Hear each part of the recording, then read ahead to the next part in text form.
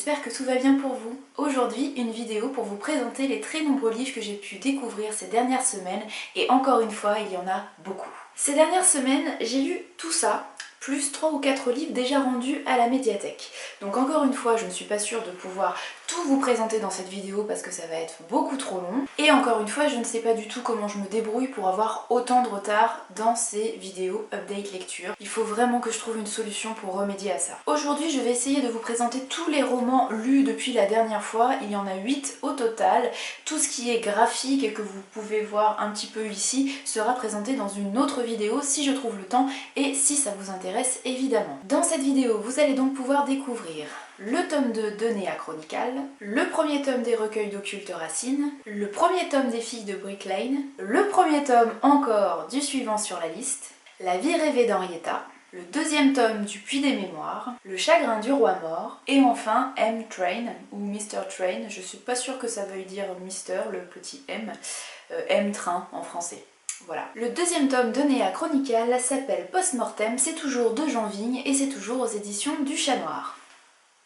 Dans le premier tome, nous avions pu découvrir Néa, une jeune fille qui se réveillait au bord d'un marécage, si je me souviens bien, ou d'un lac, quelque chose comme ça, qui se réveillait un petit peu différente et quand elle rentrait enfin chez elle, elle se rendait compte qu'elle avait disparu depuis 5 ans, que sa famille n'avait plus de nouvelles d'elle depuis 5 ans. Qu'est-ce qui avait pu se passer pendant ces 5 années? Le premier tome était déjà très surprenant au niveau du chemin emprunté par Jean Vigne. On ne s'attendait pas du tout à ce que l'auteur nous avait réservé. Et là, encore une fois, c'est un petit peu la marque de fabrique de Jean Vigne. On se retrouve dans ce deuxième tome à partir d'un côté qu'on n'aurait jamais pu, mais alors vraiment jamais pu imaginer en commençant le premier tome, en lisant la première page. Jamais je me serais dit, ah oui, plus tard on va parler de telle chose. Je ne peux pas vous en dire plus puisque je vais vous spoiler, ce serait vraiment dommage de vous gâcher la surprise, puisque vraiment c'est le tournant pris par l'intrigue qui est, je pense, le point le plus positif de cette histoire. Dans ce deuxième tome, j'ai vraiment beaucoup aimé Néa, l'héroïne qui a la vingtaine, qui est une héroïne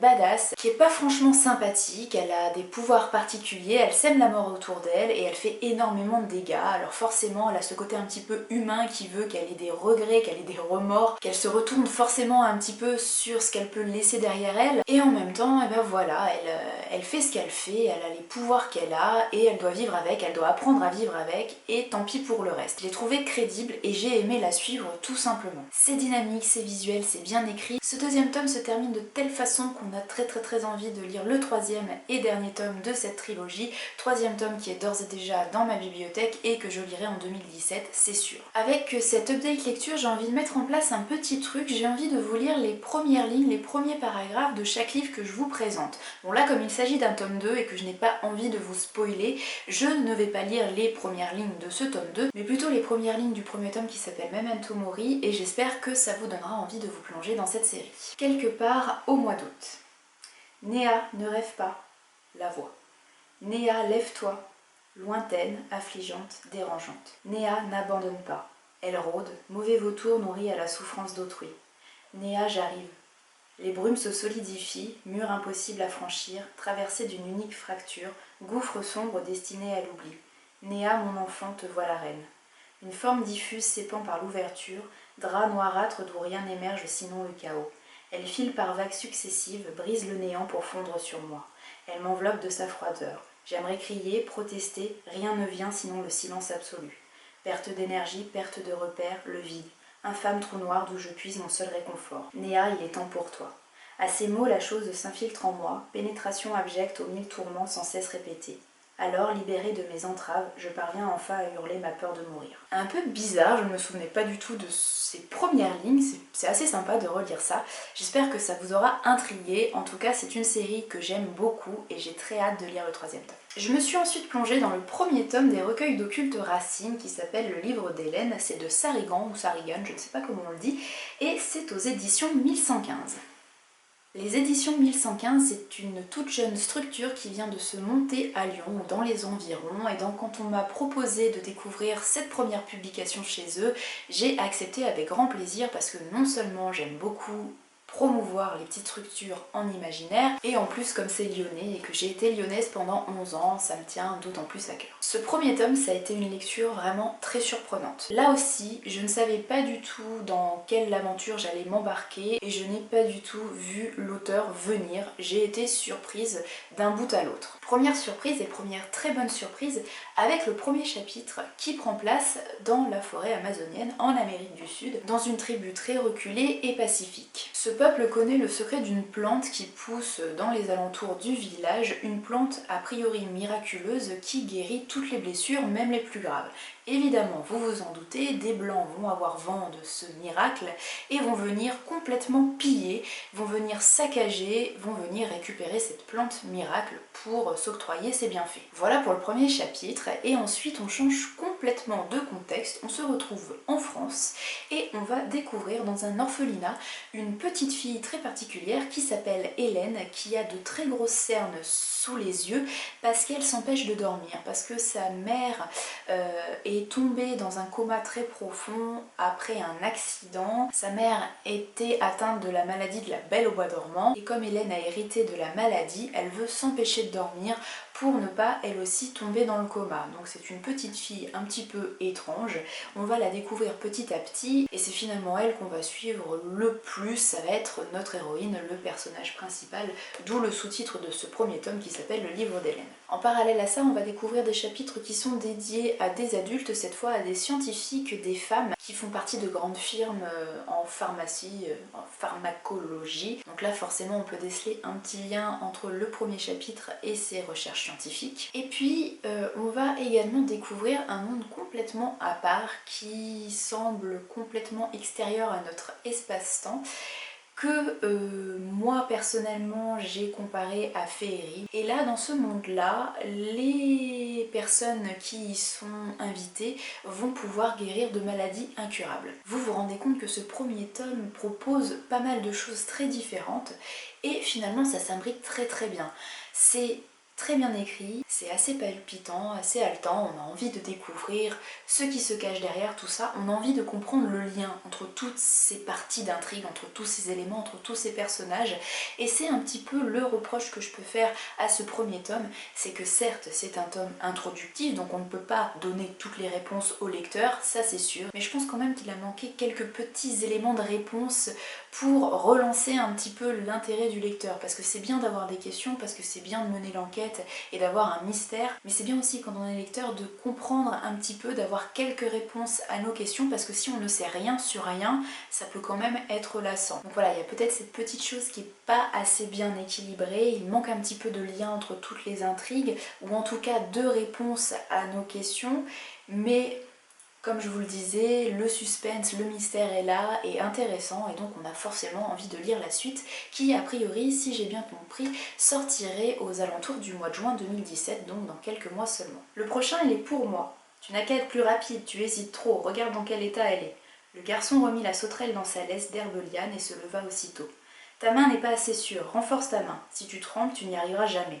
À le voir faire, ça paraissait évident, mais c'était facile pour Xampak, il était le fils d'un attrapeur hors pair, le fils du grenouiller bleu. Il avait ça dans le sang. Pour Orukoru, les journées d'entraînement à l'arc avaient laissé des séquelles, ici dans sa paume de main et là dans l'avant-bras. Il n'avait plus tout à fait la même dextérité ces jours-ci, mais il allait se rattraper, il fallait seulement que ça lui revienne. Lui non plus n'était pas mauvais à ce jeu-là en temps normal. Ma lecture suivante, le premier tome des filles de Brick Lane, qui s'appelle Ambre et qui est écrit par Shivon Kuram aux éditions Flammarion Jeunesse, est là une lecture typiquement adolescente. On va y découvrir 4 filles, un petit peu à l'instar de la série 4 filles et un jean que j'avais beaucoup aimé. Ces 4 adolescentes se cherchent. Ce sont 4 jeunes filles qui n'avaient absolument rien pour se rencontrer, qui n'étaient pas destinées à se rencontrer de toute façon. Elles évoluent dans des cercles différents, dans des collèges, lycées différents, et pourtant le hasard va les faire se rencontrer. Le hasard pas tellement. En fait il s'agit d'une initiative de Ambre, la jeune fille qui donne son titre à ce premier tome, qui est une fan absolue de l'auteur Oscar Wilde, auteur qui a eu eu beaucoup de soucis durant sa vie puisqu'il était ouvertement homosexuel et qu'à l'époque, à la fin du 19e siècle, c'était pas forcément très bien vu, notamment dans la société irlandaise et britannique. Mais Ambre, elle s'inspire énormément de ses écrits pour se construire et elle a envie de fonder un club, un gang, on peut dire ça comme ça, qui s'inspirerait voilà, de la pensée d'Oscar Wilde. Pour ça, elle a envie, elle a besoin de trouver des jeunes filles qui, comme elle, se sentent un petit peu isolées, se sentent un petit peu différentes du reste du monde, et donc elle va mener son enquête, elle va essayer de trouver des jeunes filles qui pourraient lui ressembler. C'est un peu par hasard, et c'est vrai que le hasard, les coïncidences sont un petit peu grosses dans cette histoire, mais bon, c'est de la littérature jeunesse, adolescente, donc on excuse un petit peu la facilité. Bref, Ambre va découvrir des jeunes filles qui ont envie de faire partie de ce club. Ambre, en plus d'être fan d'Oscar Wilde, tient un blog et surtout elle a des soucis au collège puisqu'elle est la fille d'un couple d'homosexuels, un artiste très égocentrique et l'autre son papa préféré qui est lui beaucoup plus cool, beaucoup plus coulant, qui arrondit les angles tout le temps. Donc c'est très dur comme situation au collège, ses camarades de classe se moquent beaucoup d'elle parce qu'elle est la fille de deux hommes. À côté de ça, on a Sky qui est la fille d'un ancien hippie irlandais, prof de yoga, et tous les deux ont passé des années à voyager sur une péniche, ils ont fait le tour du monde, sauf que là son père s'est fixé à Londres puisqu'il est tombé très amoureux d'une mannequin sur le déclin. Pour Sky, c'est très difficile à vivre parce qu'elle n'a toujours pas accepté la mort de sa mère qui est survenue plusieurs années plus tôt, et elle n'accepte pas du tout cette nouvelle belle-mère qui entre dans son quotidien et qui modifie tout ce qu'elle avait pu connaître ces dernières années. En plus de ça, sa nouvelle belle-mère a une fille qui a son âge, qui s'appelle Rose, et Sky et Rose, ça passe pas du tout. Parce que Rose, comme sa mère, c'est une très très belle jeune fille qui est amenée à suivre justement les traces de sa mère, qui est amenée par son physique à devenir mannequin, et donc entre Sky et Rose, ça fait des étincelles, ça ne passe pas du tout. Sauf qu'on le découvre très vite, Rose, derrière son physique parfait, derrière son visage parfait, elle est plus que ça, et peut-être qu'elle n'a pas forcément envie de devenir mannequin comme sa mère, peut-être qu'elle a d'autres rêves, des rêves qu'elle va peiner à faire accepter à son entourage. Finalement, Rose, c'est pas qu'une belle enveloppe, c'est plus que ça, et c'est un personnage qui se révèle au fil des pages. Et enfin, la dernière des 4 adolescentes, c'est Mahali, qui est une jeune hindoue qui vit dans le quartier cosmopolite de Brick Lane, donc à Londres, et qui, elle, est très très très timide. Elle n'a pas de soucis dans son quotidien avec sa famille, ça se passe très bien, elle a des parents aimants, des frères et sœurs avec qui ça se passe très bien, aucun souci, sauf que c'est une jeune fille qui est maladivement timide, qui a beaucoup de mal à s'exprimer en public, qui a beaucoup de mal à parler aux autres, et notamment aux garçons. Et forcément, quand on est adolescente, quel est le sujet qui occupe le plus notre journée? Ce sont les garçons. Cette timidité, ça devient une souffrance pour Mahali, et elle se recueille quotidiennement auprès de sa déesse de l'amour, sa déesse hindoue.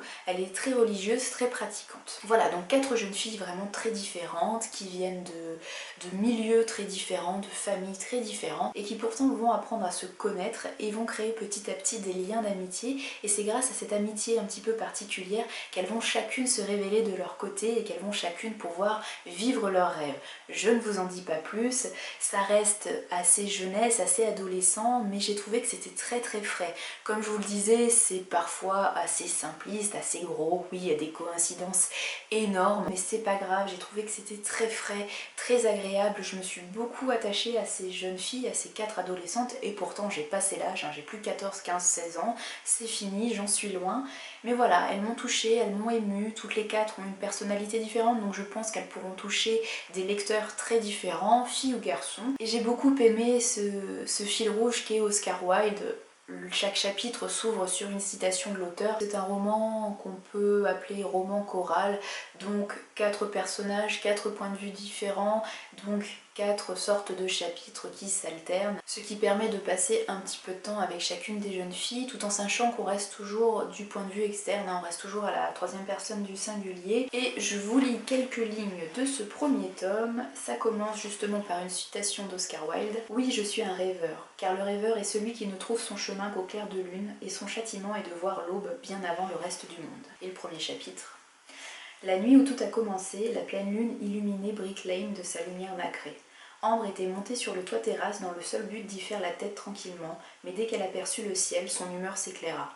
La lune paraissait énorme et si proche qu'elle eut envie de tendre le bras pour la toucher. Quand Ambre vit sa main se découper en noir sur le fond lumineux, une pensée saugrenue lui traversa la tête. Combien de mots ma main a-t-elle écrit depuis 16 ans que je suis sur Terre? Des tas de pensées comme celle-là lui passaient toujours par la tête. De son point de vue, c'était vraiment un problème parce que ça survenait en général au plus mauvais moment. Par exemple, au cours d'un contrôle d'histoire sur la dernière visite d'Henri VIII à la Tour de Londres, elle s'était tout de suite demandé « Et moi, combien d'endroits ai-je déjà visité pour la dernière fois ?» Et cette question en avait entraîné une autre. « Quel sera le dernier endroit que je verrai de ma vie ?»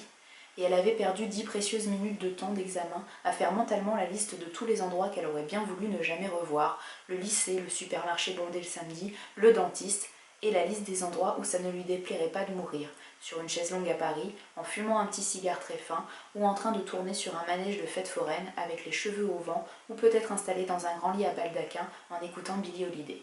Je suis restée du côté de la jeunesse avec le premier tome du suivant sur la liste de Manon Fargueton aux éditions Rajo Thriller. Donc toujours une lecture adolescente, mais cette fois on est plutôt du côté du thriller. Là aussi on va découvrir un groupe d'adolescents qui n'ont absolument rien à voir au départ, qui n'ont rien en commun et qui ne se côtoient pas du tout ou presque. Et là encore sur le principe de la construction du roman en roman choral, on va découvrir le point de vue de chacun. Cette histoire commence auprès de Nathan qui est un adolescent surdoué qui a des affinités avec l'informatique et qui arrive à pirater, à hacker de grands groupes pour découvrir des informations importantes. On a à peine le temps de faire connaissance et de s'attacher à lui que Nathan est victime d'un accident un petit peu suspect devant son collège et malheureusement il meurt à la suite de ses blessures, il meurt à l'hôpital. Nathan est mort et pourtant son compte Facebook continue à envoyer des invitations et à envoyer des messages privés à d'autres adolescents et ces adolescents vont commencer à se poser des questions et vont commencer à gratter un petit peu derrière tout ça. Déjà comment c'est possible qu'une personne qui est morte puisse continuer à contrôler sa page Facebook? Est-ce qu'il y a quelqu'un d'autre derrière tout ça? Et pourquoi Nathan est mort? Parce qu'on va le comprendre assez vite, ce n'était pas un accident. En plus de Nathan, on fait la connaissance de Isia, qui est une adolescente un petit peu rebelle, plutôt mature. On fait également la rencontre de Morgane qui elle est la plus belle fille du collège, la fille que tout le monde aime, envie. C'est la belle gosse qui est douée en tout, qui est la meilleure élève de son cours de danse, qui a de très bonnes notes. Tout lui sourit. Morgane, c'est la bombe du lycée, tout le monde l'aime et pourtant elle a un secret. Sa mère est enfermée dans un asile psychiatrique et elle va régulièrement lui rendre visite, mais surtout il faut que ça reste secret, donc elle fait ça très discrètement. Dans cette histoire on découvre également Samuel. Alors lui il est très en colère contre tout et tout le monde, il a lâché l'école, c'est le vrai rebelle. Il en veut énormément à sa mère depuis la mort de son père qui est mort d'un accident après une dispute assez violente avec sa mère. Donc pour lui, si son père est mort, c'est à cause de sa mère, donc il en veut énormément et il en veut à tout le monde, rien ne va pour Samuel. Et enfin, dernier personnage, il s'agit de Timothée qui est un jeune homme qui est un petit peu le contraire de Samuel. Samuel, on nous le décrit, ou alors moi je l'ai imaginé comme un adolescent très grand, très baraqué, très bagarreur, voilà, physiquement imposant, et au contraire pour moi Timothée je l'ai imaginé, ou alors on nous le décrit comme un adolescent assez frêle, assez réservé, assez timide, puisque lui il vit depuis des années dans le même asile psychiatrique que la mère de Morgane, c'est un de ses voisins de chambre, on va dire ça comme ça.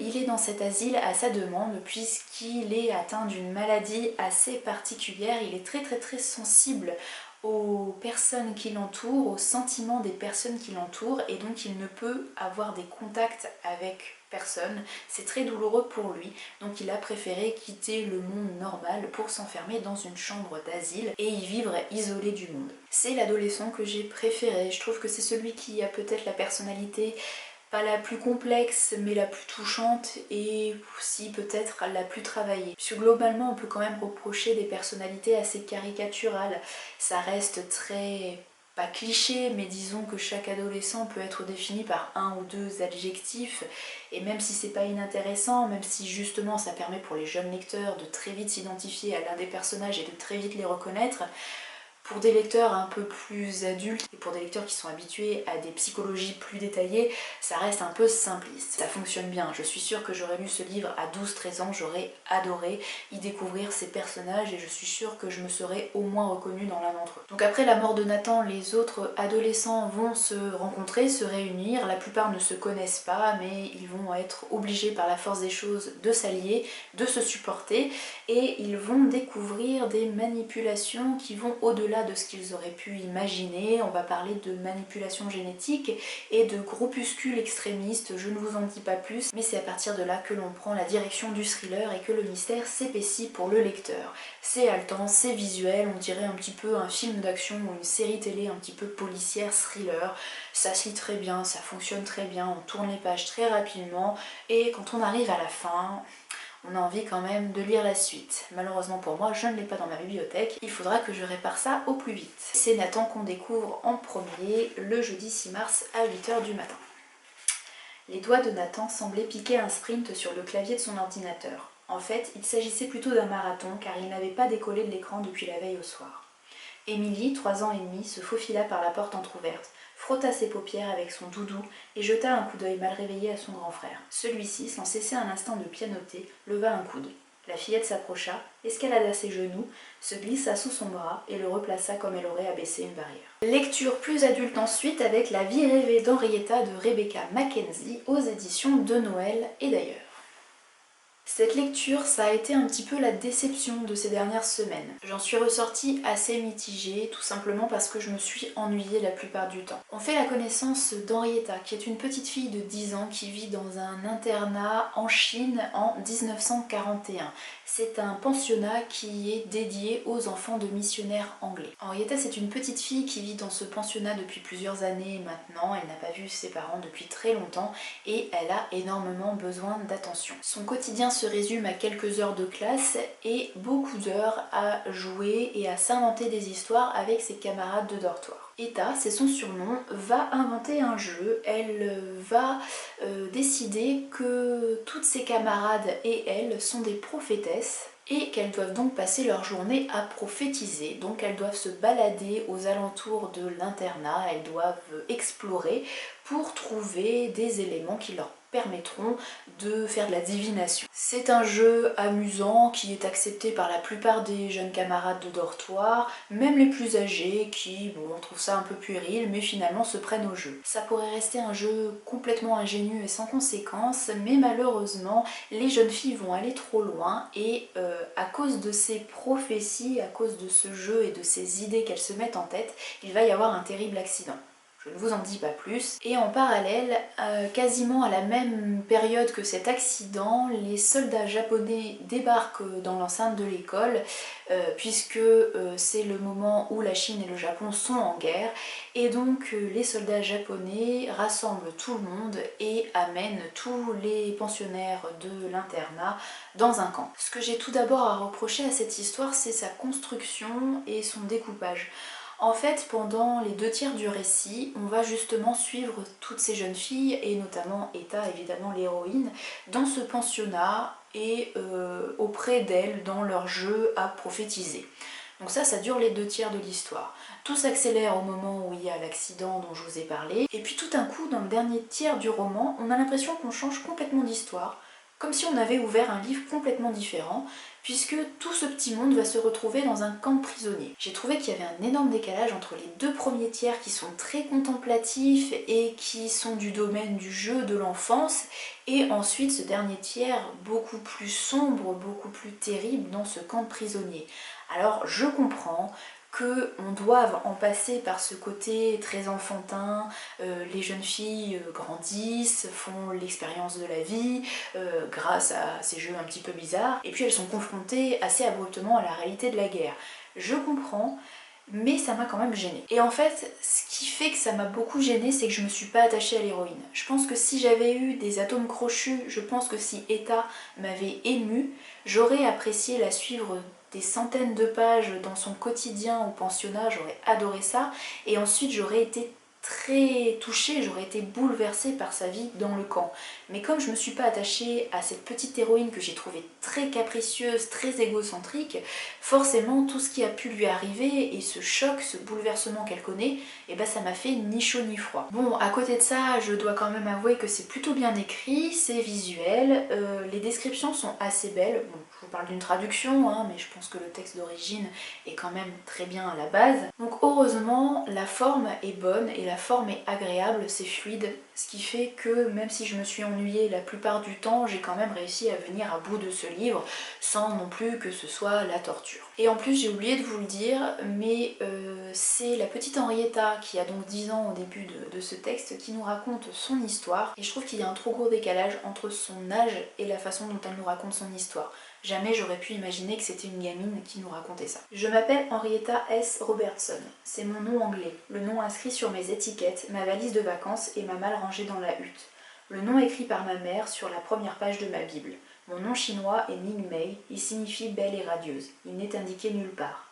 C'est juste un nom que je porte dans mes pensées, qui résonne quand j'essaie de me souvenir de la voix de ma mère. Nous, enfants de missionnaires qui grandissons en Chine, avons 2 prénoms. Tous les jours jusqu'à nos 6 ans, l'âge d'entrée à l'école de la mission tout en haut du sommet d'une montagne, on utilise notre prénom chinois. En nous répondant à l'appel, que nous suivons le chemin jalonné d'étiquettes placées au-dessus des lavabos, des patères et des lits, nous devenons notre nom anglais. Notre nom chinois, comme le son de la voix de nos mères, s'estompe. Retour du côté de l'imaginaire avec le 2e tome du Puits des Mémoires, 2e tome qui s'appelle Le Fils de la Lune, c'est de Gabriel Katz et c'est aux éditions Scrinéo. Et ça a été une excellente lecture, j'ai adoré. Là pour le coup je me suis pas ennuyée une seule seconde, j'ai tourné les pages avidement et quand je suis arrivée à la fin de ce 2e tome, je me suis dit « Quoi ? Comment l'auteur peut nous faire ça ?» Heureusement j'ai le 3e tome dans ma bibliothèque et comme pour Néa Chronicle, ce 3e et dernier tome de la trilogie sera lu en 2017, c'est obligé, j'ai terriblement envie de connaître le fin mot de cette histoire. Je crois que j'ai encore plus aimé ce 2e tome que le premier. Le premier ça n'avait pas été un coup de cœur, mais j'avais passé un très bon moment, surtout grâce aux personnages que j'avais beaucoup appréciés. Donc pour vous remettre un petit peu l'histoire, dans le premier tome on fait la connaissance de 3 personnages qui sont complètement amnésiques. Ils se réveillent tous les 3 un beau jour alors qu'ils sont sur une route et qu'ils sont prisonniers, mais ils ne savent plus qui ils sont, où ils sont, ce qu'ils font, pourquoi ils sont là, bref. Donc le premier tome ça va être la quête de leur identité. Ils vont essayer de découvrir qui ils sont et pourquoi ils ont des ennemis, qu'est-ce qu'ils ont bien pu faire avant, dans leur vie d'avant, qu'est-ce qu'ils ont bien pu faire pour s'attirer autant d'ennuis. À la fin du premier tome, on avait déjà des réponses à nos questions, notamment sur l'identité de 2 des personnages. Donc quand j'ai commencé ce 2e tome, bon déjà j'avais plus beaucoup de souvenirs, puisque j'ai lu le premier tome il y a au moins 2 ou 3 ans, donc j'avais un peu peur d'être un peu paumée, et au final ça se passe très bien. J'ai remis très vite les choses à leur place, l'auteur fait pas forcément beaucoup de rappels, mais ça marche bien. On n'est pas complètement paumé quand on commence ce 2e tome, donc ça c'est cool. Mais je me souvenais quand même qu'il y avait eu des révélations importantes à la fin du premier tome, donc je me demandais où l'auteur allait aller dans ce 2e tome. Je me demandais comment il allait pouvoir relancer un petit peu l'intérêt, puisque finalement l'intrigue principale c'est l'identité des personnages, qui ils sont et comment ils en sont arrivés là, et comme il nous donnait déjà pas mal de réponses à nos questions à la fin du premier tome, je me disais, attends, qu'est-ce qu'il va pouvoir nous raconter dans les tomes 2 et 3, on va peut-être vite tourner en rond et ça va peut-être perdre un petit peu d'intérêt. Et bien figurez-vous que pas du tout, puisque dans ce 2e tome, et ben l'auteur nous l'a fait à l'envers, et j'avais pas du tout vu les choses venir. Moi je suis très bon public, je vois jamais rien venir, mais alors là, j'ai même pas marché, j'ai couru, j'ai rien vu venir, et surtout le dénouement, mais surprise, une claque énorme. L'auteur sait parfaitement maîtriser son intrigue et sa construction puisqu'il sait nous tenir en haleine, alors que finalement l'intrigue pourrait tenir en une seule phrase, et pourtant il réussit à construire tout un contexte, tout un monde et toute une histoire autour de ça, et donc je trouve ça assez fort. Donc bravo Gabriel Katz, ça fonctionne très bien. Là on retrouve les 3 personnages qui se sont eux-mêmes nommés Olen, Carib et Nils. Et les 3 personnages vont vivre des choses assez difficiles pour eux. Ils vont se retrouver dans des situations assez à la fois cocasses, des situations qui peuvent être assez amusantes et en même temps qui sont assez terribles pour eux. Ce que j'aime bien dans cette trilogie et ce qu'on retrouve surtout dans ce 2e tome, je trouve, c'est qu'on est toujours à la limite entre des situations loufoques, des situations drôles et en même temps des situations qui peuvent d'un moment à l'autre être complètement terrible. C'est-à-dire que les personnages sont toujours entre eux, on se marre bien, on fait des petites blagues et on va mourir quoi. Donc voilà, ça permet une certaine densité, une certaine intensité et en même temps une certaine légèreté qui font qu'on se tire pas une balle parce que c'est trop glauque et c'est trop déprimant, pas du tout. Il y a des fois on se marre et il y a d'autres fois on a vraiment peur pour les personnages qui sont à deux doigts de se faire tuer. Donc ça, c'est vraiment quelque chose que j'adore dans cette trilogie et qui je trouve est très présent dans ce deuxième tome. Dans le premier tome, apparemment mon personnage préféré c'était Caribe, puisque c'est ce que j'ai dit à Gabriel Katz quand je suis allée faire dédicacer ce deuxième tome, et il m'avait justement mis avec une mention spéciale pour être l'une des seules qui préfère Caribe aux deux autres.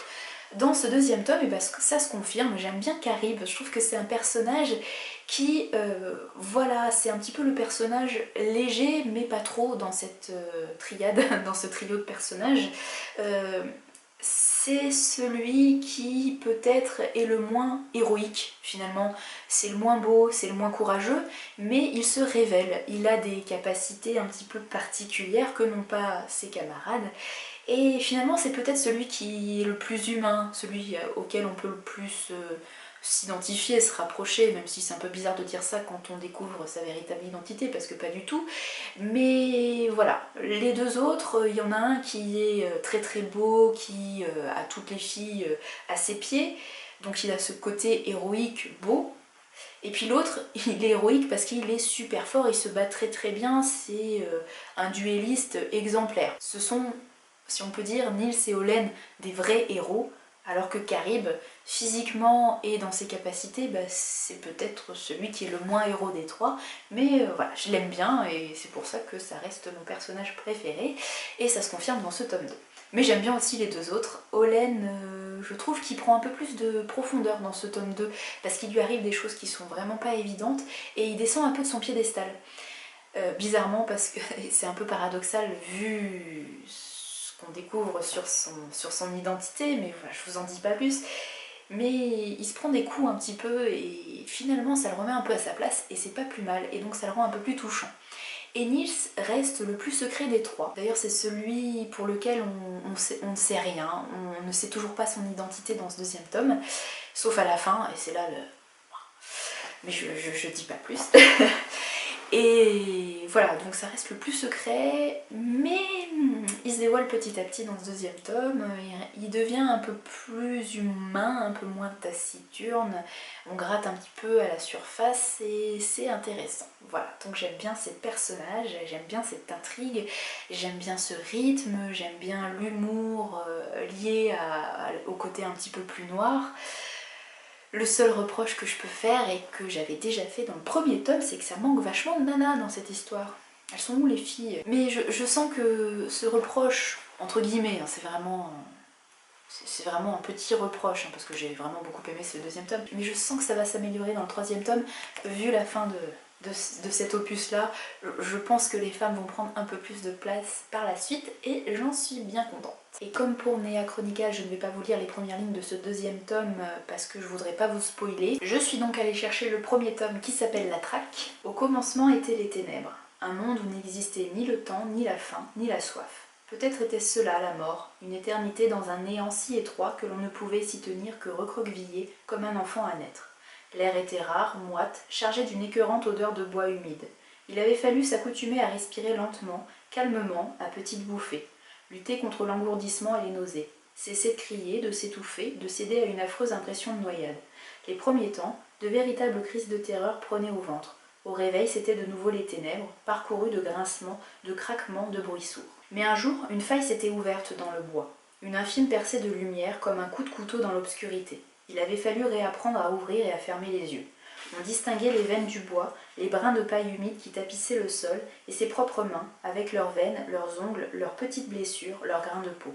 En collant son œil à la fente, on pouvait voir un morceau de ciel, preuve que le monde existait encore. Les odeurs elles-mêmes se frayaient un passage dans cette minuscule ouverture, elles montaient à la tête comme le plus intense des parfums, pour peu qu'on les respire avant qu'elles ne se perdent dans la moiteur ambiante. Les jours de pluie, quelques gouttes passaient à travers les planches, il suffisait de poser ses lèvres sur le bois rugueux pour recueillir un peu d'eau fraîche. L'angoisse avait depuis longtemps laissé place à un incontrôlable sentiment de vide. Je me suis ensuite lancée avec énormément de curiosité dans Le chagrin du roi mort de Jean-Claude Mourleva aux éditions Gallimard Jeunesse.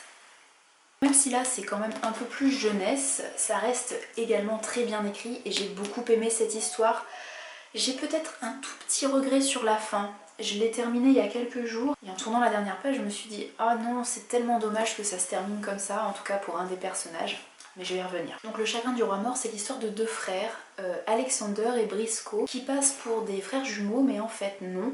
Briscoe a été amené par la sorcière du village alors qu'il avait un jour, alors que Alexander venait de naître. Et donc les parents, sous les ordres de la sorcière Brit, ont fait passer les deux enfants pour deux frères jumeaux. Les deux frères ont 10 ans au début de l'histoire et ils assistent à quelque chose d'extraordinaire, la mort du roi.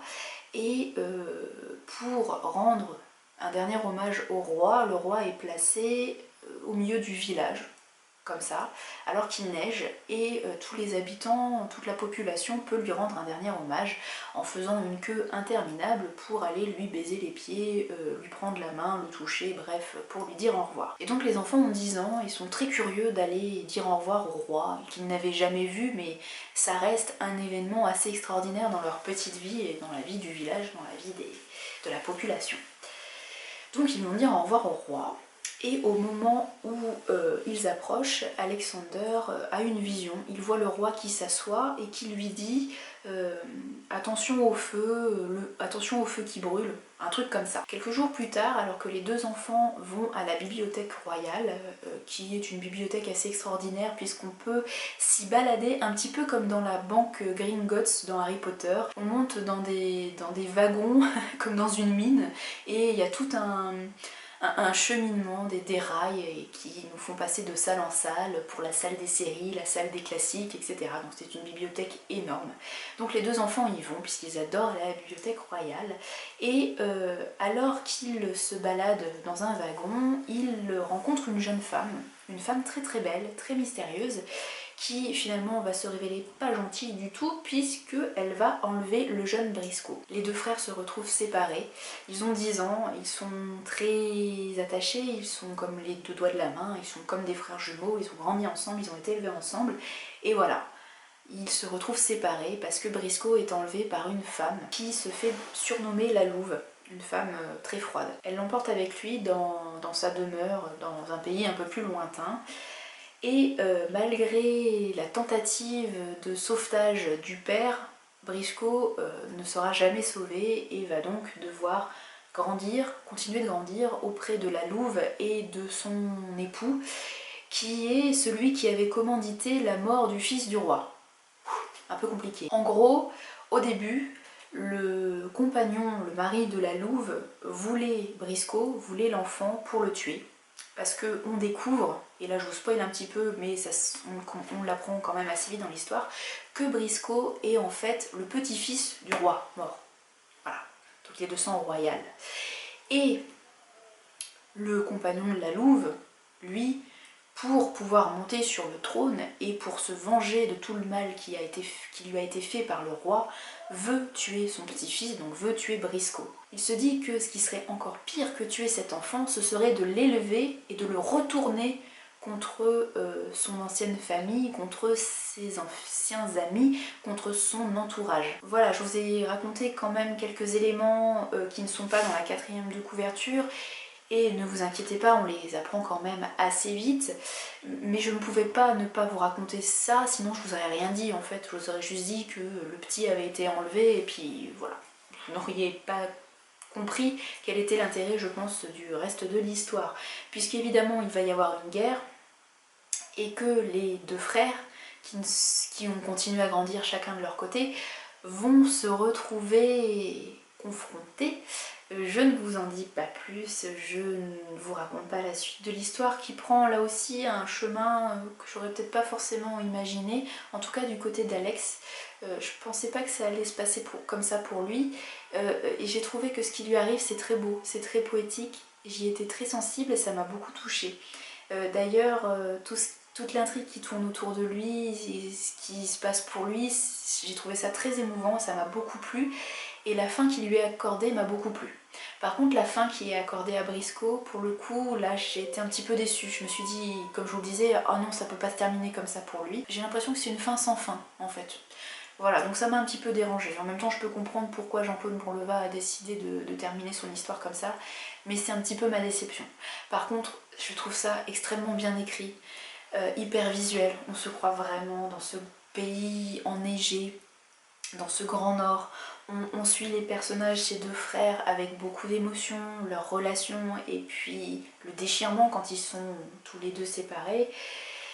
Voilà, très très belle histoire, très émouvant, c'est un one shot, donc c'est important de le signaler parce qu'en fantasy, généralement c'est des séries, comme vous voyez, des trilogies ou pire parfois, même souvent. Très très bien écrit, très émouvant, très belle histoire d'amitié, de guerre, de fraternité, enfin bon, bref, même une histoire d'amour. Qui m'a beaucoup touchée pour le coup, alors, c'est pas du tout histoire d'amour, mais là comme elle prend pas toute la place et comme c'est très très bien écrit par Jean-Claude Bourleva, j'ai beaucoup aimé. Es-tu bien sûr, Alexander, que tu veux piétiner dans la neige glacée pendant des heures, te geler les pieds et les doigts, te faire bousculer par des adultes et revenir déçu parce que tu n'auras rien pu voir? En es-tu bien sûr? J'en suis sûre, maman. Et puis Briscoe vient avec moi. Que tu viens avec moi, Briscoe. Il faisait encore sombre chez les Johansson. Le jour se levait tout juste et filtrait par les petits carreaux embués de la fenêtre. Assis côte à côte à la longue table commune, les deux enfants ébouriffés, les yeux encore encombrés de sommeil, se tenaient exactement dans la même attitude, les épaules rentrées dans le cou, les mains en serrant le bol rempli de lait fumant. La mère, debout près du fourneau, les observa, amusée une fois de plus par leur façon de s'imiter l'un l'autre sans le vouloir. C'était une belle jeune femme, sereine et tranquille. Ses cheveux étaient tenus dans un fichu noué derrière la tête. Quelques mèches blondes s'en échappaient. « C'est vrai que tu veux y aller aussi, Briscoe ? Si Alex y va, j'y vais, grommela le plus rond des deux, sans lever du bol sa tête bouclée. Et pour terminer, quelques mots rapides sur le livre autobiographique écrit par Patti Smith, un des livres autobiographiques devrais-je dire. Il s'agit de M-Train, ou Mr. Train, ou M-Train. Je ne sais pas ce que signifie ce titre, sincèrement. Je ne le savais pas avant de commencer ma lecture et je ne le sais toujours pas après avoir tourné la dernière page. J'ai peut-être loupé un truc.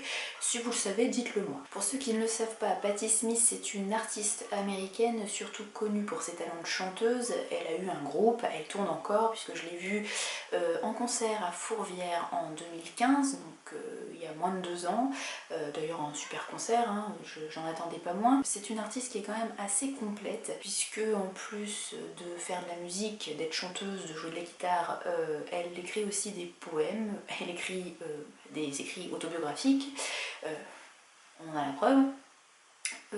Elle est aussi artiste plasticienne si on peut dire, elle est photographe, elle peint je crois, et puis elle fait d'autres choses du genre, bref c'est une artiste assez complète. C'est une artiste qui a été très inspirée par la Beat Generation, donc les artistes des années 50-60 si je dis pas de bêtises aux États-Unis.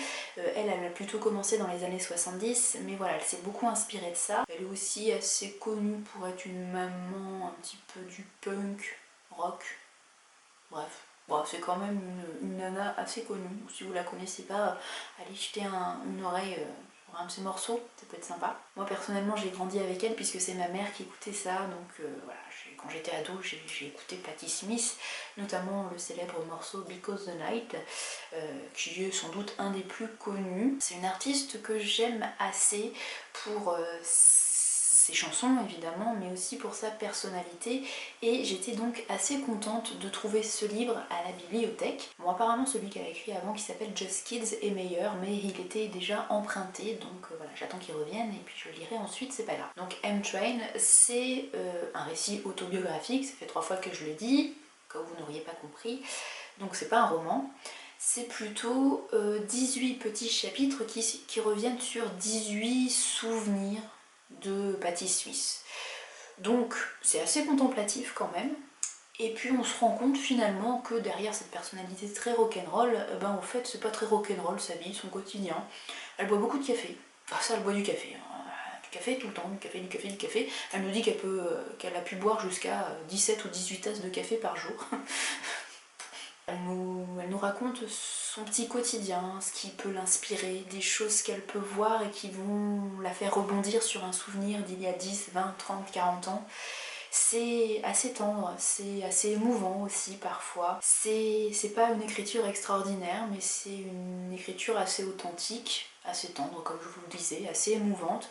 Donc j'ai bien aimé franchement cette découverte, découvrir Patti Smith d'une autre façon. J'ai terminé cette lecture en me disant que j'adorerais boire un café avec Patti Smith pour qu'on puisse parler littérature, puisque c'est une dame qui lit énormément. Alors on n'a pas vraiment les mêmes lectures. Elle a découvert Murakami et elle a dévoré, elle a adoré l'imaginaire de Murakami. Moi de Murakami j'ai lu Kafka sur le rivage et j'ai écouté en livre audio 1Q84, le premier tome, et les deux m'ont laissé assez perplexe. La littérature japonaise c'est assez difficile d'accès je trouve. Si on n'a pas les codes, les clés de compréhension, si on ne baigne pas dans cette culture très particulière et très onirique, je trouve qu'on passe à côté de choses. Donc Kafka sur le rivage et 1Q84, voilà, je pense que je suis restée à la lisière, j'ai pas réussi à entrer dedans. Bref, j'adorerais parler littérature avec Patti Smith. Je pense que c'est une dame, une grande dame, qui est très cultivée, qui connaît beaucoup de choses, pas seulement en musique et en littérature, mais également en art, voilà, plein de choses. Et je pense que ça doit être très intéressant de discuter avec elle. Voilà, j'ai enfin rattrapé mon énorme retard en ce qui concerne les romans à vous présenter dans un update lecture. La prochaine fois, si ça vous intéresse, je vous parlerai en vidéo de tous les titres graphiques que j'ai lus depuis la dernière fois, et il y en a beaucoup. Il y a Le Grand Méchant Renard que j'ai adoré, c'est un énorme coup de cœur, il faut absolument que je l'achète. Également les 2 premiers volumes de l'adaptation de 4 sœurs de Malika Ferjuk que j'ai aussi adoré, il faut aussi que je les achète parce qu'évidemment les 3 sont des emprunts que j'ai déjà rendus à la médiathèque, donc j'ai envie de les avoir dans ma bibliothèque. Et puis j'ai aussi lu en graphique les titres que vous pouvez voir ici. La Dernière Terre que j'ai bien aimé, Elinor Jones le premier tome qui a été une belle surprise, je ne m'y attendais pas, l'album Le Chat qui avait peur des ombres qui a été un peu une déception au niveau de l'histoire mais très beau visuellement, et puis évidemment le 3e tome des Carnets de cerises que j'ai adoré. Voilà, si ça vous intéresse, je vous en parle en vidéo, sinon je me contenterai d'en parler dans un article sur le blog. Un tout grand merci à ceux, et à mon avis ils seront rares, qui seront arrivés au bout de cette vidéo. Aux autres, merci d'avoir regardé quelques secondes, quelques minutes. À tous, je vous souhaite de très belles lectures. Merci encore, à très vite. Salut!